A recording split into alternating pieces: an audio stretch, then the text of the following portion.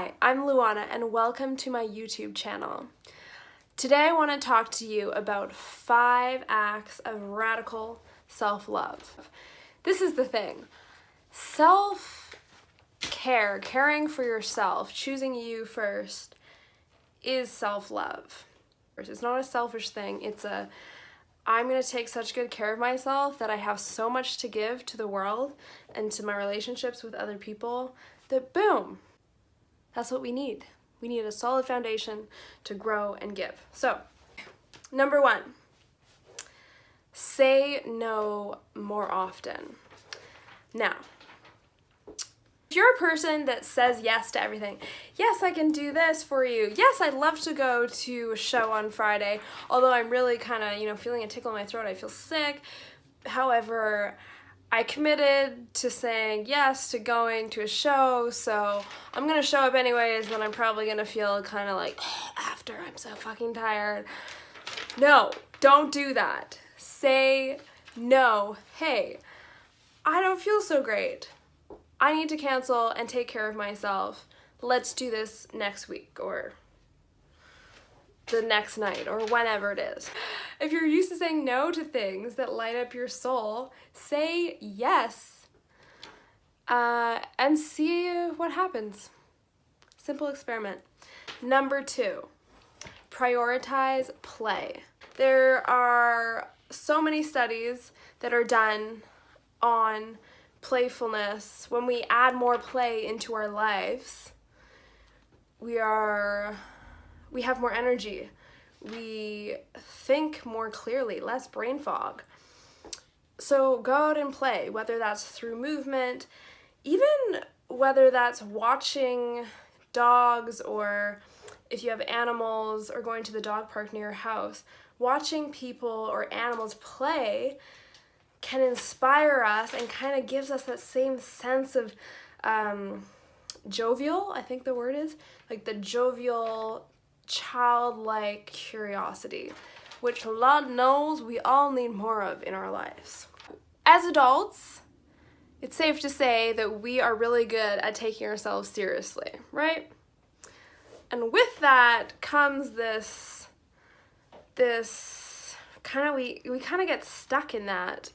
So number 2, go play, go have fun, go fall down on the floor, on a grassy field, get messy, then pick yourself up, laugh at yourself, go home, shower, and go to work. Boom.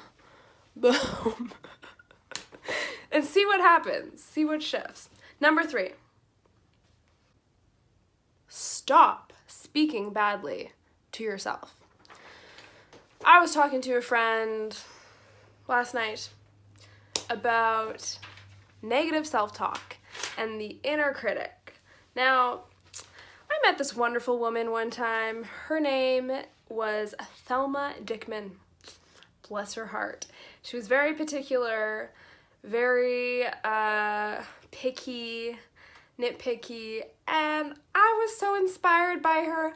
I decided to name my inner critic, or my inner bitch, however you like to acknowledge that kind of voice inside your head. It's like, you're not good enough. Oh, like, you think you can do that? No, like, you don't have that in you. That little voice that we all are familiar with in some capacity. Don't eat that, you'll get fat. Go work out because you didn't work out today, and your New Year's goal resolution, that's a whole nother topic. You won't meet your goal, therefore you'll fail, and you suck. So get your ass to the gym and sweat. That's what Thelma Dickman would say. So it is so beneficial to acknowledge that voice and become friends with it. Like when we, or like the little angel or the devil on your shoulder, right? When we acknowledge that we have those kind of like push and pull inside of us, then we empower ourselves to make better choices in this beautiful brain body, and therefore we have the authority, not that little voice. Because if we're not aware of that voice, it's about self-awareness, right? If we're not aware of that voice inside of us, then of course they're gonna have a fucking patty. They're gonna have a fucking patty in our brains. Make it fun. It doesn't have to be like this shame and guilt like pouring out of your own pores and back in. Like, fuck that. You don't need that in your life. Get that out. So, number 3, stop speaking badly to yourself. Talk to yourself like you would talk to a 6-year-old little lad. Encourage them. Tell them that this world is a safe place, that they are accepted for exactly who they are. They need to know that. They as in you. Number 4. Woo! Do nothing. Do nothing more often. Do nothing and just be. Here's the thing. If you're watching this, you're probably into the whole self-development thing, growth, expansion. Maybe you're an entrepreneur, maybe you're an actor, maybe you're someone that really likes to challenge themselves and likes to achieve greatness. Fuck yeah, that is awesome. I'm glad you're here and watching this. And it is so important to take a break and just be. That does not mean binge watching your favorite show on Netflix. That has its own space. Doing nothing and just being means getting into your body, out of your brain, letting your whole nervous system, your whole body melt into your bed, into your couch. If you're at the beach, if you're at your office, whatever it may be. And even if it's for 2 minutes, just letting it relax and melt and come down from that like focused, activated state for 2 minutes every day. If you intentionally do this, you will see such a difference in the rest of your day. It'll be easier to be more present. It'll be easier to be more focused. You'll have more energy. And who doesn't want that? Animals are really good at that. They know. They're like, oh, they listen into their body and they're like, oh, this is a time where I am going to rest and integrate. It's not even a mental thing. It's like, it's a body thing. We feel it in our body if we train ourselves. 5. So 5 is trust your instincts. Trust your instincts, baby. Trust your instincts. What the heck does that mean? Instincts. I'm not an animal, Luana. What are you talking about, darling? Instinct comes from our body, not our brain. It comes from our body. So trusting your instinct.